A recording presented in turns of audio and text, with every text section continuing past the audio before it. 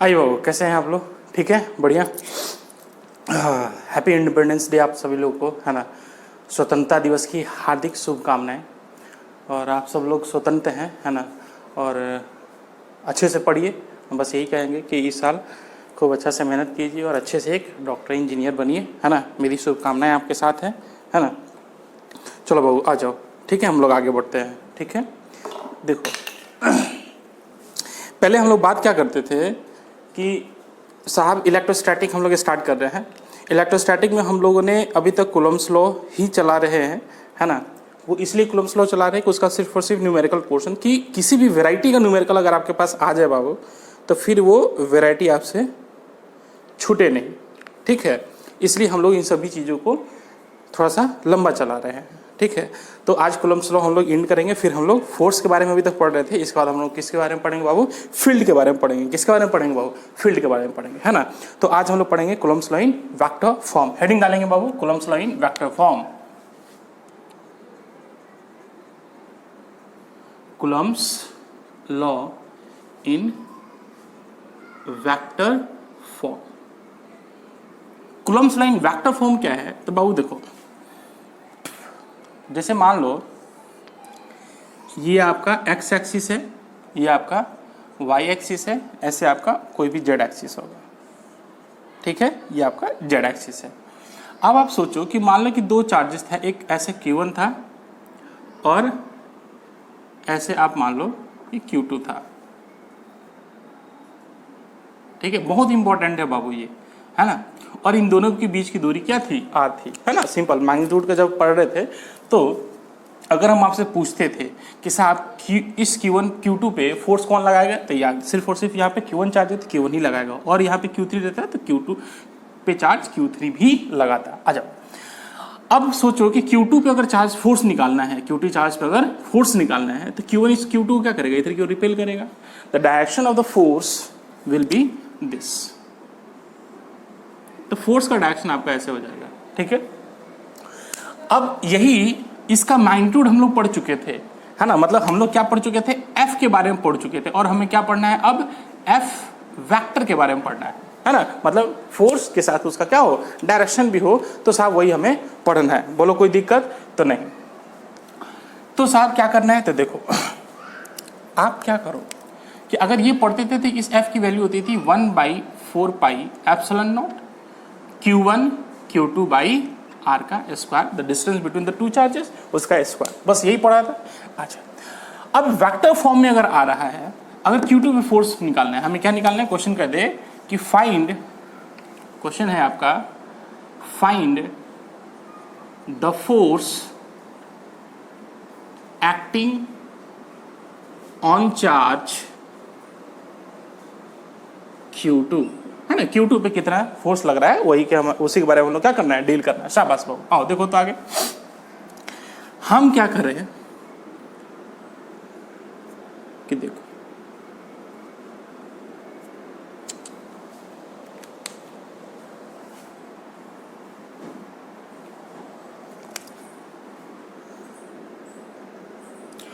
Q2 पे force निकालना है, तो हमने क्या कर दिया? यहां से यहां तक एक एरो कर दिया। मतलब इन दोनों के बीच का क्या है? एरो। ये आर क्या है? एक डिस्प्लेसमेंट वेक्टर हो जाएगा। तो जो पहले मैग्नीट्यूड था, अब हमने क्या कर दिया? एक वेक्टर बना दिया, है ना। आर एक वेक्टर, ठीक है। तो यहां से यहां तक का एक वेक्टर, क्योंकि यहां पे हमने क्या माना है? ऑरिजिन।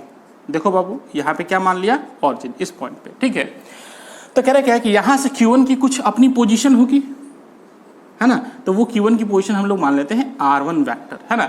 और Q2 की भी अपनी पोजीशन होगी, उस Q2 को पोजीशन हम लोग मान लेते हैं R2 वेक्टर। बोलो कोई दिक्कत नहीं? हमें बेसिकली चाहिए क्या? R वेक्टर चाहिए। पहले देख लो R वेक्टर क्या होगा। तो R वेक्टर इज बेसिकली क्या होगा? तो आप देखो ट्रायंगल लॉ सेटिस्फाई यहाँ पे करेगा। तो ट्रायंगल लॉ में रिजल्टेंट कौन सा है? तो देख, ये पहला है वेक्टर, ये सेकंड वेक्टर, और ये रिजल्टेंट वेक्टर। क्यों? क्योंकि पहले के हेड पे दूसरे का टेल, और रिजल्टेंट पहले के टेल से दूसरे के हेड तक। बोलो कोई दिक्कत वाली बात नहीं है साहब, ठीक है। तो सोचो, क्या हम ऐसे लिख सकते हैं R2 vector is basically equals to R1 vector plus R vector? हमें चाहिए क्या? R vector. या R vector is basically equals to क्या होगा? R2 vector minus R1 vector, ठीक है। ये आ गया, ठीक। अब सोचो इन सभी पॉइंट्स का अपना अपना एक कोऑर्डिनेट भी हो सकता है, तो हाँ हो सकेगा। सोचो कि यहाँ का कोऑर्डिनेट आप क्या मान सकते हो, x1, y1, z1, इस पॉइंट का कोऑर्डिनेट बोलो मानेंगे कुछ? क्योंकि यहाँ पे 0 है तो यहाँ का कुछ ना कुछ कोऑर्डिनेट होगा, वैसे ही यहाँ पे कुछ ना कुछ यहाँ कोऑर्डिनेट होगा। यहाँ कोऑर्डिनेट मान लो x2, y2, z2, मान लिया साहब यहाँ का भी कोऑर्डिनेट। बोलो कोई दिक्कत वाली बात नहीं है साहब। अब क्वेश्चन क्या कहता है कि अगर हमें r वेक्टर लिखना है तो सबसे पहले r1 वेक्टर का क्या लिखेंगे? तो r1 वेक्टर होगा, तो r1 पोजीशन वेक्टर है, ठीक है, q1 का। तो कैसे लिखते हैं, x component minus i into plus y component minus x component into i plus y component into j plus z component into k. बाबू यही करते थे। अच्छा, तो इसको भी लिख सकते थे, इसको बेसिकली अगर ऐसे लिखो तो इसको ऐसे लिखा जा सकता है कि x1 माइनस 0 इंटू आई। कभी भी किसी का भी पोजीशन वेक्टर अगर लिखना है तो देखो r1 का पोजीशन वेक्टर लिखेंगे तो एरो कहाँ पे गया है, एरो का हेड यहाँ पे गया है, तो इसमें से इसको घटाएंगे, है ना, तो चीज़ वही आएगा x1 इंटू आई, मतलब x component into i plus y component into j plus z component into के, है ना, तो चीज़ वही आएगा, लेकिन उसको सही तरीके से कर लेते हैं। तो r1 वेक्टर आपका होगा x1 माइनस 0, है ना, हेड में से टेल को घटाएंगे इंटू आई, x कंपोनेंट है तो आई, plus y1 minus 0 into j plus z1 minus 0 into k. बोलो यही होगा। तो ये देख बेसिकली क्या हो गया, x कंपोनेंट इंटू आई, y1 into j plus z1 into के। नहीं, ऐसे ही r2 वेक्टर को क्या लिखा जा सकता है, तो इसका कोऑर्डिनेट क्या है, x2, y2, z2, तो क्या लिखेंगे, सीधे लिख दो, क्या लिख दो ऐसे, x2 minus 0 into i plus y2 minus 0 into j plus z2 minus 0 into के। ठीक है, ये r2 वेक्टर भी आपका यही लिखाएगा साहब, यही वाला r2 वेक्टर। बोलो कोई दिक्कत वाली बात नहीं। अभी कौन सा बचा, r वेक्टर। तो r वेक्टर क्या लिखोगे, r वेक्टर। तो r वेक्टर देखो कहाँ से कहाँ तक है, यहाँ से q1 से q2 तक है, और गया किस पे, हेड किस पे है, q2 पे, है ना। तो इसमें से जिसका हेड हो, हेड में से टेल को घटा देंगे। तो क्या आप करेंगे, x2 minus x1 into i plus y2 minus y1 into j plus z2 minus z1 into k. बोलो कोई दिक्कत। तो ये आपका मिल गया r1 वेक्टर, ये r2 वेक्टर। तो इसको एक लाइन और लिख लो यहाँ पे, x2 into i plus y2 into j plus z2 into के। दिखाई नहीं दे रहा ना, रुक जा।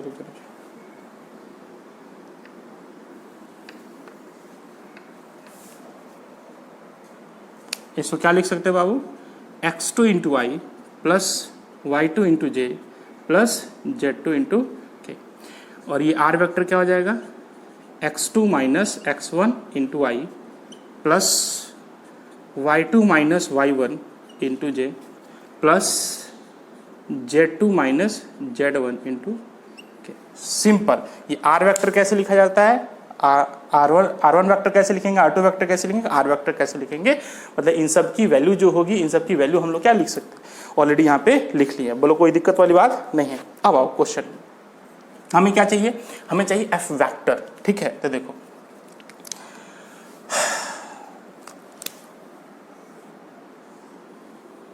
ठीक है, f वेक्टर बराबर क्या होगा। तो तुम सोचो, आपने यूनिट वेक्टर पढ़ा होगा, है ना। यूनिट वेक्टर में आपने क्या पढ़ा था कि अगर ए वेक्टर का अगर यूनिट वेक्टर लिखते हैं तो उसको लिखा जाता है a vector by mod of a vector. नहीं, या अगर किसी वेक्टर को लिखना है तो मल्टीप्लाई कर दो mod of that vector into A cap. ठीक है, किसी वेक्टर को लिखने का यही तरीका है कि यूनिट वेक्टर से उसके मैग्नीट्यूड को क्या कर दो, मल्टीप्लाई कर दो, आंसर आ जाएगा। यूनिट वेक्टर को उसके मैग्नीट्यूड से क्या कर दो, मल्टीप्लाई कर दो, आंसर आ जाएगा। अच्छा, और इस ए कैप का डायरेक्शन किधर है बाबू, ए वेक्टर का डायरेक्शन में। अब तुम सोचो कि इस एफ वेक्टर का डायरेक्शन किधर है, तो जिधर की ओर आर वेक्टर है उधर ही की ओर एफ वेक्टर का भी डायरेक्शन है। बोलो हाँ कि ना, जिधर की ओर एफ वेक्टर है क्या आर वेक्टर का भी डायरेक्शन उधर ही है। तो तुम सोचो कि अगर हमें डायरेक्शन लिखना है मतलब इस फोर्स का, तो इस फोर्स का जो मैग्नीट्यूड होगा उसमें डायरेक्शन अगर लिखना है तो इसका डायरेक्शन, इस एफ का डायरेक्शन किधर है, आर वेक्टर का डायरेक्शन में है, तो आर वेक्टर का यूनिट वेक्टर लिख ले। नहीं तो देखो क्या आ गया, मॉड ऑफ एफ वेक्टर, इसको बेसिकली हम ऐसे बोल सकते हैं, ये mod of F vector into unit vector क्या होता है, वो वेक्टर डिवाइडेड बाई उसका मैग्नीट्यूड, तो वो वेक्टर डिवाइडेड बाई उसका मैग्नीट्यूड, बोला ऐसे लिखा जा सकता है। एफ की वैल्यू क्या थी, तो लिख लो 1/4 pi epsilon naught Q1 Q2 by, अब इसको क्या लिख सकते हैं, मॉड ऑफ आर लिख सकते हैं, आर को क्या लिख सकते हैं, मॉड ऑफ आर, बहुत बढ़िया, इसको R vector by mod of are vector, बोलो कोई दिक्कत नहीं। अब ये देख मॉड ऑफ आर का स्क्वायर, यहाँ पे मॉड ऑफ आर एक और आ गया, तो मॉड ऑफ आर का होल क्यूब आ जाएगा, तो इसको यहाँ पे लिख लो 1/4 pi epsilon naught Q1 Q2 by mod of are का whole cube into are vector. तो ये क्या आ गया बाबू आपका एफ वेक्टर। समझना पड़ेगा, कुछ नहीं, एकदम सिंपल, कि अगर हमें वो वेक्टर लिखना है तो उसका अगर मैग्नीट्यूड पता है और अगर डायरेक्शन उसका लिख ले और दोनों को मल्टीप्लाई करें तो वो वेक्टर मिल जाएगा। तो देखो एफ वेक्टर क्या आ गया कि 1/4 pi epsilon naught Q1 Q2 by mod of are का whole cube into are vector, है ना।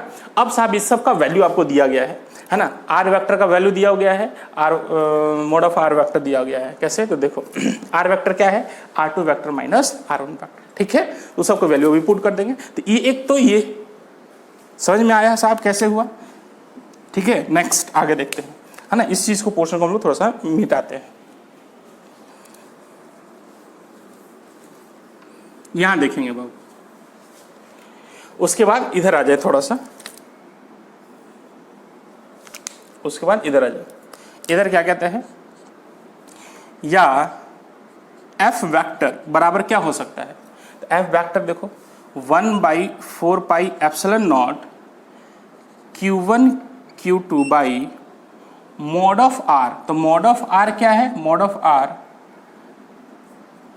तो मॉड ऑफ आर यहां पे लिख सकते हो ना, दोनों साइड मॉड डाल दो, R2 vector minus R1 vector, बोलो ऐसे लिख सकते हैं, तो mod of R2 vector minus R1 vector, बोला हाँ, इनटू आर वेक्टर, तो R2 vector minus R1 vector. तो this is the force vector, this is the force vector. तो या तो आप फोर्स को इस फॉर्म में लिखो या फिर इस फॉर्म में लिखो, दोनों एक ही चीज है सर, बोलो हाँ कि नहीं। अब आपको सोचो R2 वेक्टर आपको पता है, यहाँ से R2 वेक्टर ये है, R1 वेक्टर आपको पता है ये है ना, R2 माइनस R1 वेक्टर क्या होगा, का मॉड, तो R2 में से R1 घटा दो, तो यहाँ पे देखो R2 में से R1 घटाओ तो यही R वेक्टर मिल जाएगा, ये क्या मिल जाएगा, R वेक्टर इज बेसिकली आपको R2 vector minus R1 vector, यही मिला आपको, है ना, बोलो कोई दिक्कत नहीं। कुछ नहीं करना है साहब, बस उसका कोऑर्डिनेट घटा देना है, मतलब आपको यहाँ समझो ना, हमको तो ये अच्छा भी नहीं लगता, हमको तो सिंपली ये अच्छा लगता है, आर वेक्टर लिखना है, तो आर वेक्टर सीधे इसके कोऑर्डिनेट में से इसके कोऑर्डिनेट को घटा दो, बात खत्म, और उसका मैग्नीट्यूड लिख दो साहब, उसका होल क्यूब कर दो, बात खत्म। जैसे क्वेश्चन देख पाओ, ये इसलिए पढ़ाई कि ये फॉर्मेट आपको मिलता है, लिखा हुआ मिलता है ना, इससे घबराने वाली बात नहीं है, सेम चीज वही, बोलो कोई दिक्कत नहीं। देखो इसमें क्वेश्चंस क्या आते हैं वो देखो, क्वेश्चन बनाओगे तो अपने आप क्लियर हो जाएगा।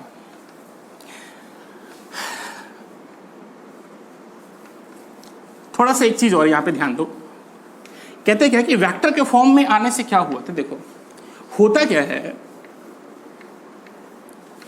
होता क्या है कि अगर ये चार्ज Q2 था और Q2 पॉजिटिव था तो फोर्स का डायरेक्शन इधर आया, लेकिन अगर यही चार्ज Q2 अगर माइनस में हो जाए तो इस पे फोर्स किधर लगेगा, अंदर की ओर लग जाएगा, तो इस फोर्स का डायरेक्शन किधर होगा, तो जिधर की ओर आर वेक्टर है उसके डायरेक्शन की जस्ट अपोजिट डायरेक्शन में है, बोलो हाँ, तो उसके लिए क्या मिल जाएगा, माइनस, क्योंकि एफ वेक्टर है, माइनस एफ वेक्टर लगा दो तो उसका डायरेक्शन उसके नेगेटिव में हो जाएगा, बोलो कोई दिक्कत नहीं।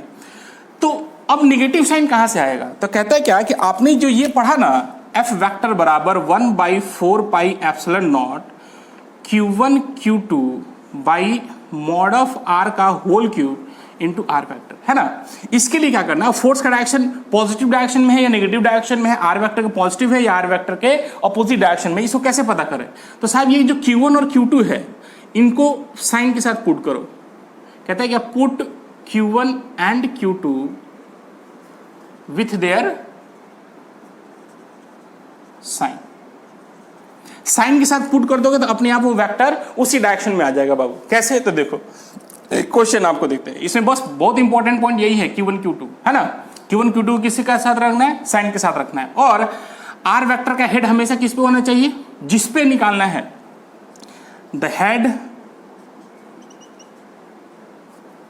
लिख लो इसको, ए बी स्टार देके लिख लो। The head of are vector is always on that charge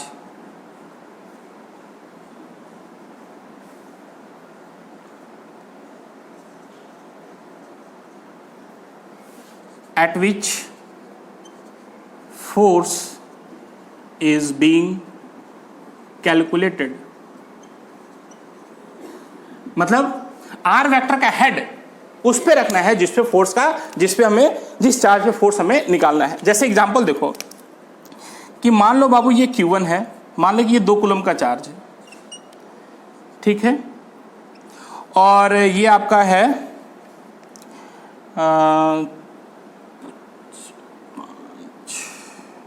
ये मान लो -4 कूलम का चार्ज, ठीक है। इसका कोऑर्डिनेट दिया है 2,3, इसका कोऑर्डिनेट दिया हुआ है 3 4 3 2 5 4 3 7, ठीक है। इसका कोऑर्डिनेट ऐसे दिया हुआ है। क्वेश्चन पूछ रहा है कि फाइंड, ये सब हो गया बाबू, ये सब का निकाल, हटा इसको। क्वेश्चन आपसे पूछ रहे हैं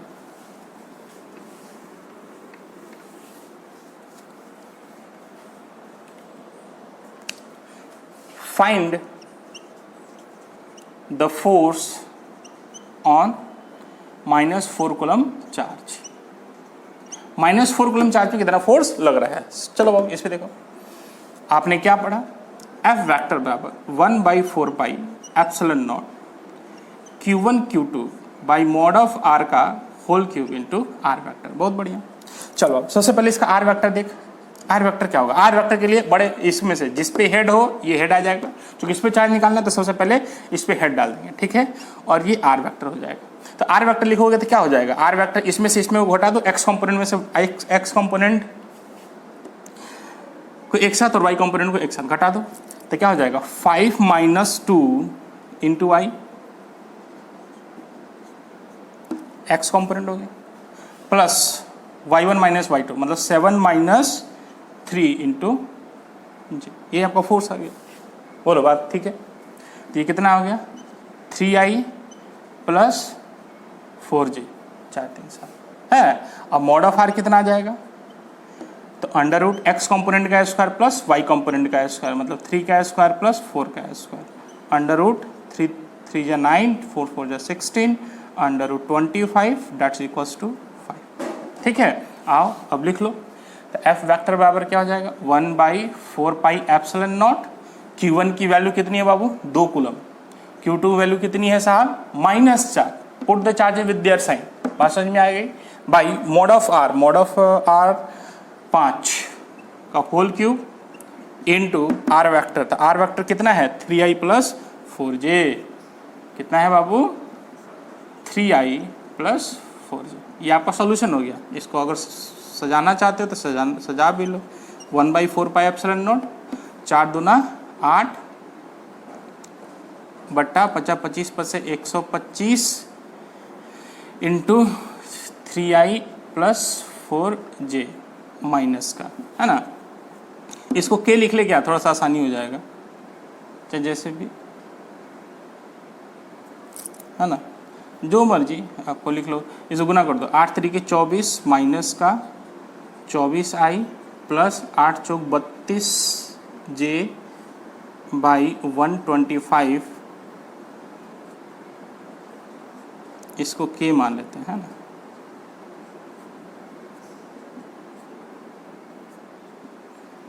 आंसर क्या गया माइनस के, माइनस आ रहा है माइनस के, दिस इज दिस। बोलो कोई दिक्कत नहीं, बात खत्म हो गया, आंसर। सिंपल सा चीज़, बोलो कोई दिक्कत नहीं। बस इतना है, इसमें दो चीज़ याद रखना, बस वेक्टर लो, कुछ नहीं है। जो आप मैग्नीट्यूड पढ़े वही चीज़ में पढ़ना है, और इसमें आर क्यूब करना है, आर वेक्टर लिख लेना है, ठीक है। तो आर वेक्टर आपको लिखने आता है, वेक्टर पढ़े बहुत ज़बरदस्त। दूसरा चीज़ क्या है कि चार्जेस को उसके साइन के साथ पुट करना है, लेकिन जब मैग्नीट्यूड निकालते हो तो उसमें साइन की कोई दिक्कत नहीं होती, उसमें कोई भी साइन नहीं रखा जाता। शाबाश बाबू, आगे आ जाओ। जैसे हम आपसे क्वेश्चन पूछे,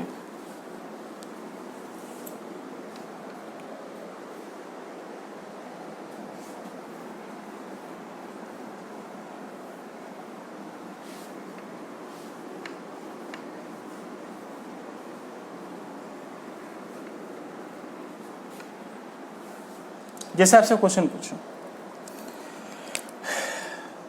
एक क्यूब ले लेते हैं,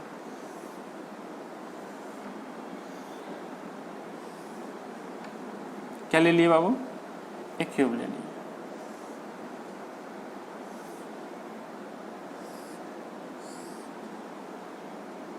बना ले, एक क्यूब बना लो, बना गया, बहुत बढ़िया। अब क्या करोगे, इसको मान लो एक्स एक्सिस, इसको आप मान लीजिए वाई एक्सिस, और इसको मान लीजिए आप जेड एक्सिस। बोलो कोई दिक्कत नहीं सर। कह रहे हैं क्या कि क्यूब की जो साइड लेंथ है वो ए है, क्यूब ऑफ साइड लेंथ ए, ठीक है, क्यूब है, कोई दिक्कत नहीं। कह रहे हैं क्या कि मान लो कि नंबरिंग कर लो, 1, ये 2, 3, 4, 5, 6, 7, 8, ठीक है, नंबरिंग कर लिया सर। कह रहा है क्या कि find the net force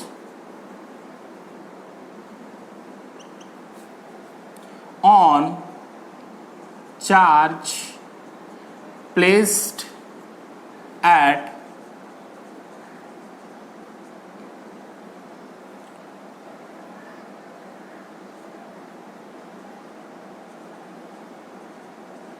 corner 7, ठीक है।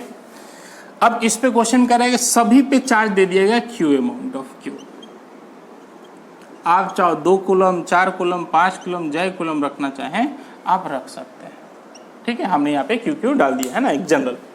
अब कह रहे क्या है कि इस 7 नंबर पे जो फोर्स लगेगा, 7 नंबर चार्ज मतलब इस क्यूब पे फोर्स जो लगेगा, इस क्यूब पे नेट फोर्स कितना लगेगा। तो सबसे पहले देख ले कि इस पे चार्जेस, इस चार्ज पे फोर्स कौन कौन से लगाने चाह रहे हैं। तो साहब टोटल कितने चार्जेस हैं, टोटल 8 वर्टेक्स है, तो 8 चार्जेज होंगे।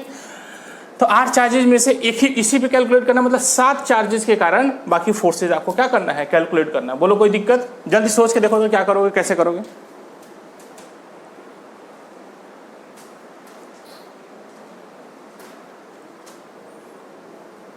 देखो करना क्या है कि सबसे पहले तो वेक्टर फॉर्म से इसको निकालेंगे, है ना। अगर आप इसको मैग्नीट्यूड से, जो हम लोग मैग्नीट्यूड वाला जो फॉर्मूला है बराबर k 1/4 f बराबर k q1 q2 by r, इसको उससे करोगे तो बड़ा दिक्कत होगा, एक एक को निकालोगे बड़ा प्रॉब्लम होगी, है ना। तो सिंपली इसको क्या करेंगे, वेक्टर के फॉर्म में निकाल देंगे, है ना। इसमें वेक्टर फॉर्म ईजियर होगा। कैसे, तो देखो क्या करना है, सबसे पहले कोऑर्डिनेट लिख लेना है, हर एक पॉइंट का कोऑर्डिनेट लिख लो। तो कोऑर्डिनेट सबका आता है आपको, बोलो इसका कोऑर्डिनेट कितना होगा, तो ये 0, 0, 0 मान लेंगे। नहीं, इसका कोऑर्डिनेट कितना होगा, तो इस पे क्या है, x है, बाकी y और z क्या है, 0 है। तो a, 0, 0 हो जाएगा। बोलो कोई दिक्कत नहीं। आओ, इस पॉइंट का कोऑर्डिनेट कितना हो जाएगा, तो इस पे सिर्फ और सिर्फ y होगा, x और z 0 होगा, तो 0, a, 0। बोलो कोई दिक्कत नहीं। ये सब इसका कोऑर्डिनेट कितना होगा, तो ये इस पे z 0 होगा, तो a, 0 हो जाएगा। चलो आप इसका कोऑर्डिनेट कितना होगा, तो इस पे x भी होगा, y भी होगा और z भी होगा, तो ये हो जाएगा a, a हो जाएगा। बहुत बढ़िया। इसका कोऑर्डिनेट कितना हो जाएगा, इसका कोऑर्डिनेट हो जाएगा आपका, ये x 0 होगा यहाँ पे, तो 0, a, ठीक है। यहाँ का कोऑर्डिनेट कितना हो जाएगा, तो ये सिर्फ और सिर्फ z एक्सिस पे है, तो इसका x और y 0 होगा, तो 0, 0, a। बोलो कोई दिक्कत नहीं। सबका हो गया? नहीं, यहाँ का बचा। इसका कोऑर्डिनेट कितना, इस पे y 0 हो जाएगा तो a, 0, a हो जाएगा। बोलो कोई दिक्कत नहीं? सबका लिख लिए, 1 2 3 4 5 6 7 8। हाँ क्लियर है, ठीक है। हाँ अब इसका सॉल्यूशन करना है कि इस पे फोर्स कौन कौन लगाएगा। तो इसके भी फोर्स लगाने वाले चार्ज हो गए 1 2 3, कहाँ गए 3 4 5 6 7 पे नहीं 8, तो इतने चार्जेस लगेंगे। तो सबसे पहले हम लोग लिखते हैं force on 7 due to 1, F vector लिख लें। 7 पे जो चार्ज होगा वो किसके कारण, 1 के कारण होगा, है ना। चलो आ जाओ, तो F बराबर K Q1 Q2 मतलब Q square by mod of R vector. बोल R वेक्टर पहले क्या लिख लेंगे, तो R वेक्टर आप लिख लो, इसमें से इसको इसमें से फर्स्ट वाले को घटा दो, तो यही हो जाएगा A into i plus A into j by mod of R का होल क्यूब। तो मॉड ऑफ R हो जाएगा अंडर रूट A का स्क्वायर प्लस A का स्क्वायर 2A स्क्वायर का अंडर रूट, तो root 2A under root 2A का whole cube. नहीं आया। अगर ये आर वेक्टर होगा ना जी, आर वेक्टर क्या हुआ कि इसके कोऑर्डिनेट में से इसके कोऑर्डिनेट घटा दो, मतलब ऐसे समझो ये कोऑर्डिनेट हो गया 0,0,0 और ये कोऑर्डिनेट हो गया 7 नंबर कोऑर्डिनेट हो गया, क्या होगा ये आपका आर वेक्टर। आर वेक्टर क्या होगा, x component x1 minus x2 minus x1 into i plus y2 minus y1 into j plus z2 minus z1 into k. बाबू क्या वही करा साहब, बोलो कोई दिक्कत? ओहो नहीं, यहाँ पे देखो a into j plus a into के, ठीक है। तो इसका आर वेक्टर क्या हो जाएगा बाबू, देखो तो यहाँ पे a minus 0 into i plus a minus 0 into j plus a minus 0 into के। नहीं, तो a into i plus a into j plus a into k. बोलो कोई दिक्कत नहीं? तो इसका मॉड निकालोगे तो अंडर रूट एक्स कंपोनेंट का स्क्वायर प्लस वाई कंपोनेंट का स्क्वायर प्लस जेड कंपोनेंट का स्क्वायर, मतलब अंडर रूट 3a स्क्वायर हो जाएगा, तो रूट 3a का होल क्यूब। नहीं, k q R vector by mod of are का होल क्यूब। अब हम लोग देखेंगे फोर्स ऑन 7 ड्यू टू 2, तो ये हो जाएगा k q by force on 7 due to 2 के कारण, तो 2 का कोऑर्डिनेट यहाँ पे देखो क्या होगा, तो 7 का कोऑर्डिनेट यही है और ये 2 पॉइंट का कोऑर्डिनेट आपका आ जाएगा a, 0, 0। बोलो कोई दिक्कत तो नहीं? तो सिर्फ और सिर्फ क्या है, x कॉम्पोनेंट 0 हो जाएगा, बाकी y और z बच जाएगा। तो यहाँ बच जाएगा a into i plus sorry a into j plus a into k. बोलो कोई दिक्कत नहीं? और इसका मोड कर लोगे तो कितना हो जाएगा, रूट 2a का होल क्यूब। बोलो कोई दिक्कत तो नहीं सर, समझ में आया? ऐसे हम लोग क्या करेंगे, अब इस पे फोर्स हम देखेंगे किसके कारण देखेंगे, तो इस पे जो फोर्स अब देखेंगे force on 7 due to third charge.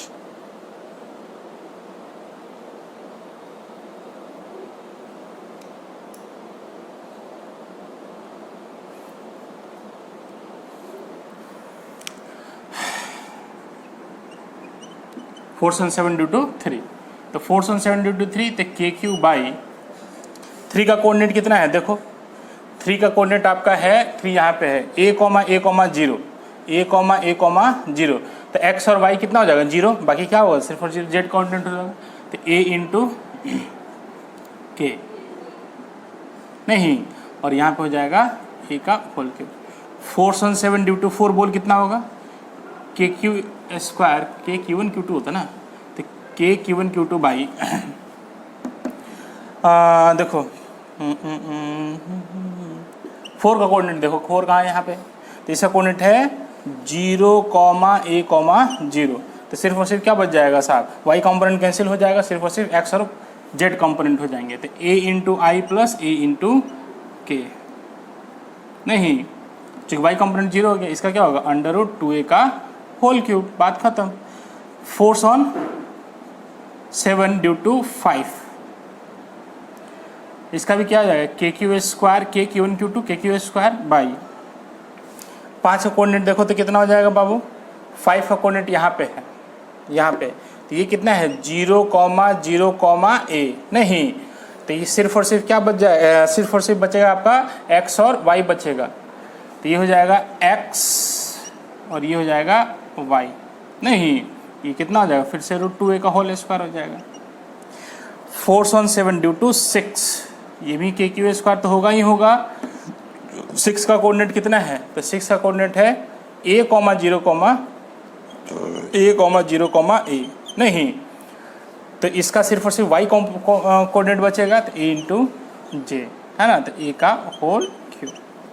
ऐसी फोर्स ऑन 7 ड्यू टू 6 का 7 नहीं होगा 8, तो के क्यू स्क्वायर बाई 8 का कोऑर्डिनेट कितना है, 8 यहाँ पे है, a, तो सिर्फ y खत्म हो गया, z खत्म हो गया, सिर्फ और सिर्फ बचा क्या है x कॉम्पोनेंट, तो हो जाएगा a इंटू आई, a का होल क्यूब। नहीं, बात खत्म हो गया, सभी फोर्सेज आ गए साहब। ये वेक्टर में लिख लो, थोड़ा छूट गया नहीं।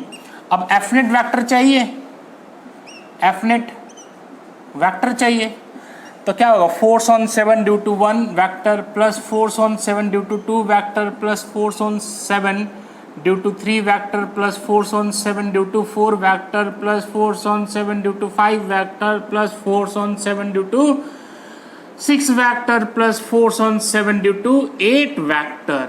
बोलो है कि नहीं साहब, काम खत्म, सबको जोड़ दो, आई कंपोनेंट को एक साथ, है ना, आई कंपोनेंट को एक साथ, समथिंग इंटू आई कुछ आएगा प्लस समथिंग इंटू जे आएगा प्लस समथिंग इंटू के आएगा, आई को एक साथ, जे को एक साथ, के को एक साथ कर लो बाबू, आंसर आ जाएगा। नहीं देखो ये आई जे के सब एक साथ है ना, कर लो आंसर आ जाएगा। बोलो कोई दिक्कत नहीं, वेक्टर आना चाहिए। नेक्स्ट हम लोग पढ़ते हैं बाबू, देखो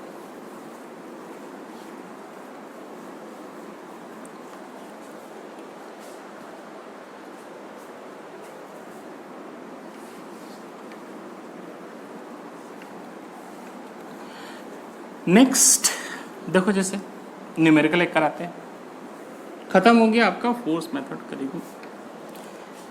एक इंटीग्रेशन बेस्ड आपको प्रॉब्लम हम करा देते हैं, है ना, क्या कराते हैं, एक इंटीग्रेशन बेस्ड प्रॉब्लम। थोड़ा देखो यहाँ पर क्वेश्चन लिख लो, पहले समझते रहो। जैसे मान लो कि एक रॉड है, क्या है, एक रॉड है, और इस पे चार्ज हम लोग दे दिए लैम्डा कूलम पर मीटर, और रॉड की लेंथ है l मीटर, और यहाँ से किसी डिस्टेंस पे एक चार्ज, पॉइंट चार्ज दिया हुआ है, और वो डिस्टेंस अपन क्या मान ले रहे हैं, a। बोलो कोई दिक्कत नहीं सर। कह रहा है क्या कि इस क्यू पे फोर्स कितना होगा वो बताइए। तो कह रहा है यहाँ साहब इस लैम्डा कूलम का चार्ज दिया गया पॉजिटिव है, तो इस पे पॉजिटिव चार्ज क्या हो गया, डिस्ट्रीब्यूट हो जाएगा, डिस्ट्रीब्यूट हो गया। अब सोचो कि ये क्या है, कंटिन्यूअस चार्ज डिस्ट्रीब्यूशन है, और ये क्या है, पॉइंट चार्ज। तो हम लोग कूलम्स लॉ में पढ़े थे, तो सिर्फ और सिर्फ पॉइंट चार्ज के कारण पढ़े थे, कंटिन्यूअस चार्ज के कारण तो हमें पढ़ा नहीं था। तो अब इससे कंटिन्यूअस फोर्स कैसे लगेगा साहब, बाबू सोचो कैसे लगेगा। आपको करना क्या है कि साहब हमें तो आता है पॉइंट्स चार्ज के कारण ही, तो सोचो जो कंटिन्यूअस चार्ज है ये वाला, ये कंटिन्यूअस चार्ज है, तो इस कंटिन्यूअस चार्ज में आपको क्या करना है कि इसको हम ऐसे मान सकते हैं कि बहुत छोटे छोटे छोटे छोटे चार्जेस से मिलके बना होगा, मतलब बहुत सारे dq dq dq dq dq से क्या करा होगा, ये बना होगा साहब मिलके। अब हमें क्या करना है कि एक डीक्यू के कारण इसमें फोर्स निकाल लेना है। कैसे, तो देखो फोर्स इसमें निकाल लेना, तो हम यहीं से डिस्टेंस लेते हैं। मान लो यहां से कोई भी आर डिस्टेंस पे डी आर थिकनेस का एक स्ट्रिप काटते हैं, ठीक है, ये स्ट्रिप मिला, और इस पे चार्ज मान लेते हैं डी क्यू, उसकी वैल्यू कितनी होगी, लैम्डा डी आर। बोलो कैसे, ये क्या है, तो कह रहे हैं कि यूनिट लेंथ में चार्ज कितना है, लैम्डा कूलम। तो हम कह रहे हैं क्या कि डी आर लेंथ में चार्ज कितना होगा, तो lambda into D R coulomb. नहीं, इतना ही चार्ज होगा। हम कहें एल लेंथ में टोटल चार्ज कितना होगा, लैम्डा इंटू एल साहब, टोटल चार्ज हो जाएगा। बोलो कोई दिक्कत नहीं साहब, खत्म कहानी।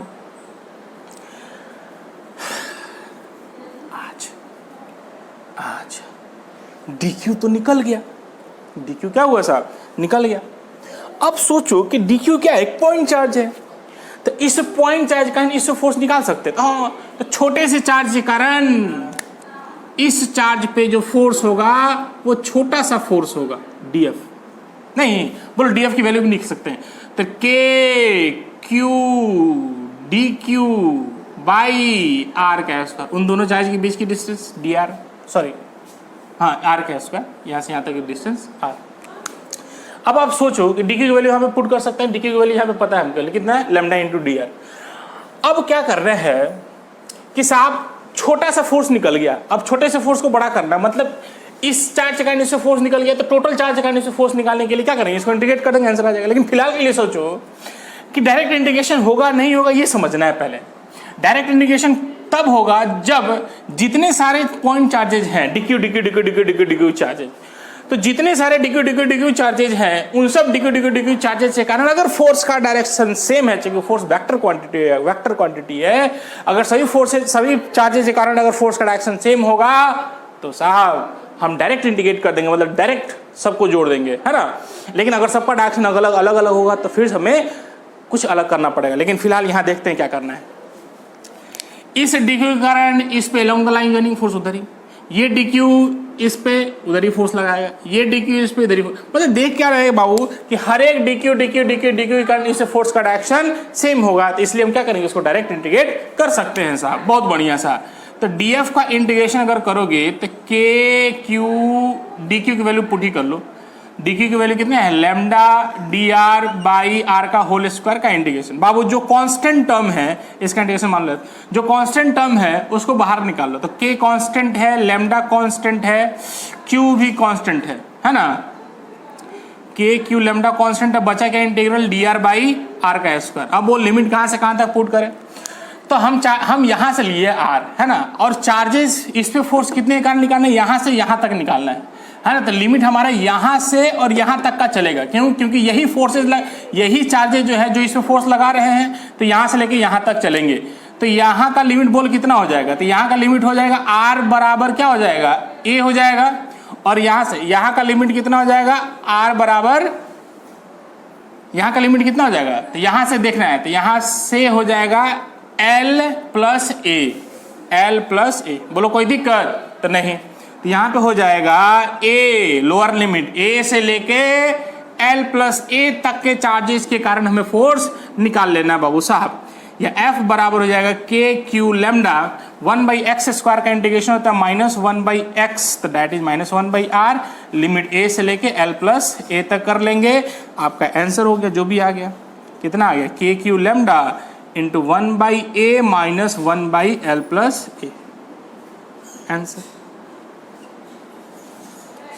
नहीं शाबाश, थोड़ा सा देखो अलग वैरायटी थोड़ा देख लो, उसका हम लोग इसको खत्म करते हैं। नेक्स्ट हम लोग पढ़ेंगे बाबू इलेक्ट्रिकल फील्ड।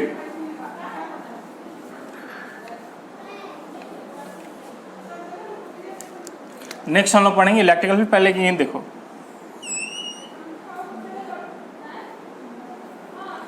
कह रहे क्या है कि एक सेमी सर्कुलर रिंग है और इस पे चार्ज दिया गया लैम्डा कूलम पर मीटर।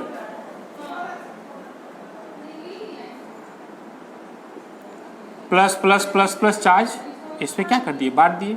ये इसका सेंटर है और ये इसकी क्या है बाबू, रेडियस आर मान लेते हैं, है ना। इस सेंटर पे एक चार्ज हम रख देते हैं क्यू, और कह रहा है कि इस क्यू पे इस डिस्ट्रीब्यूटेड चार्ज के कारण टोटल फोर्स बताओ। कह रहे क्या, find the force on charge small Q, इस पे कितना फोर्स लगेगा। चलो वो क्या करें तो देखते हैं।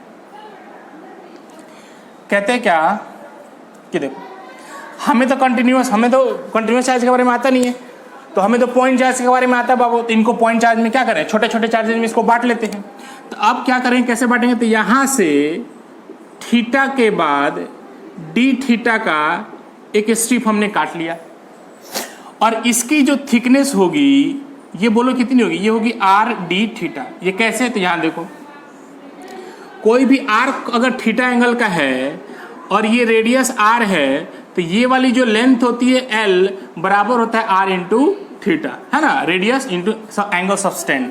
तो रेडियस इसकी कितनी है, आर ही है, और एंगल सबटेंड कितना है साहब, ये डी थीटा है। बोलो कोई दिक्कत तो नहीं, तो लेंथ हो जाएगी आर डी थीटा। और इस पे जो चार्ज होगा वो छोटा सा चार्ज डीक्यू होगा। ये दिखा रहा है जा रहा है बहुत बड़ा सा, लेकिन है क्या है, छोटा सा चार्ज डीक्यू। तो डीक्यू की वैल्यू कितनी होगी, लैम्डा इंटू लेंथ, और लेंथ कितना है आर डी थीटा। बोलो कोई दिक्कत, ये लैम्डा ये मिल गया डीक्यू। अब क्या करना है, इसे कारण से फोर्स देख लेना है। तो इस चार्ज कारण इस पे फोर्स क्या होगा, इधर की ओर एक फोर्स हो जाएगा, कौन सा, डीएफ, और डीएफ की वैल्यू हम डायरेक्ट यहाँ लिख देते हैं के q d Q, d Q lambda R D theta by के क्यू अपॉन आर का स्क्वायर। बोलो कोई दिक्कत तो नहीं, ठीक है। अब क्या करना है, इसको थोड़ा सा ध्यान से देखो। ये आपका क्या है, डी क्यू है, जिसकी वैल्यू है आपकी लैम्डा आर डी थीटा। अब साहब ये डिस्टेंस आर है, नहीं ये आर है, नहीं ये आर है, रेडियस है। अब इसके कारण ये एंगल थीटा है, इसी कारण इस पे चार्ज कितना है, क्यू। इस पे जो फोर्स लगा वो आपको डी एफ लगा, तो ये थीटा है, तो ये भी कितना हो जाएगा, थीटा।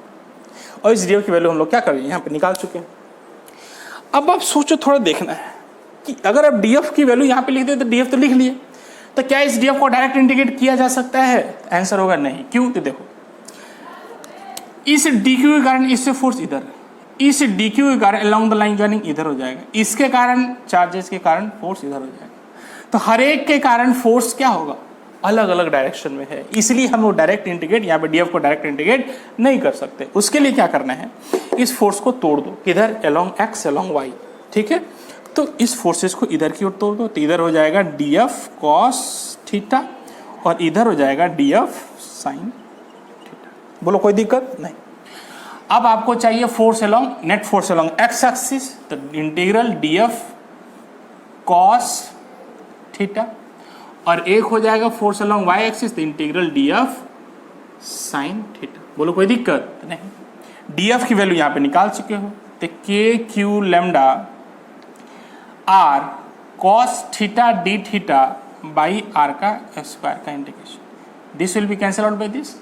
यहाँ पे देख लो डी एफ की वैल्यू क्या है, k q lambda R sine theta by sine theta d theta by are का स्क्वायर, ये आ रहा है, कट गया इंटीग्रेशन। जो कांस्टेंट बाहर निकालो, तो k q lambda by R constant, integration हो गया कॉस थीटा डी थीटा का, और यहाँ पे आ जाएगा k q lambda by are आपका बाहर आ गया, यहाँ पे हो गया साइन थीटा डी थीटा का इंटीग्रेशन, है ना। अब लिमिट कहाँ से कहाँ तक डालें, तो हमें रोटेशन में घूमना है, यू चलना है, यहाँ से लेके यहाँ तक चलेंगे, मतलब यहाँ से ले यहाँ तक यहाँ चलेंगे, तो टोटल एंगल कितना सब्सटेंड करेगा, 180 डिग्री, है ना। तो ये हो जाएगा लिमिट, इसका पुट करेंगे 0 से पाई, नहीं इसका भी हो जाएगा 0 से पाई।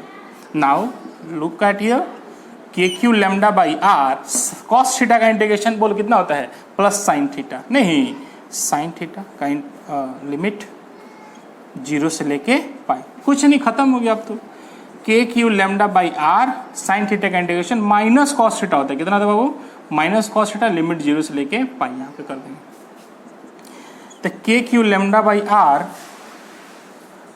और ये हो जाएगा साइन 180 0 साइन 0 0, तो ये वैल्यू आपकी आ गई 0, मतलब force along x axis is equals to 0। नहीं, अब फोर्स अलोंग वाई एक्सिस आपका देख लो, के क्यू लेमडा बाई आर, और इसको 0 पहले कर लो, जो माइनस है तो पहले lower limit minus upper limit कर लो, तो कॉस 0, तो कॉस 0 1 माइनस कॉस 180 माइनस 1, ठीक है। तो ये आपका हो जाएगा k q lambda by R into, है ना, बोला है कि नहीं।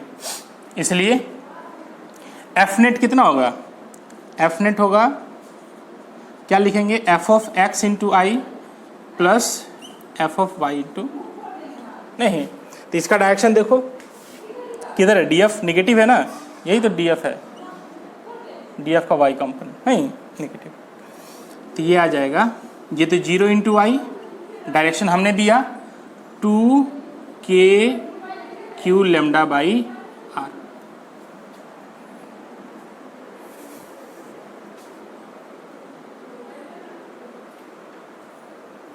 बोलो कोई दिक्कत, ठीक है, हटा लो इसको,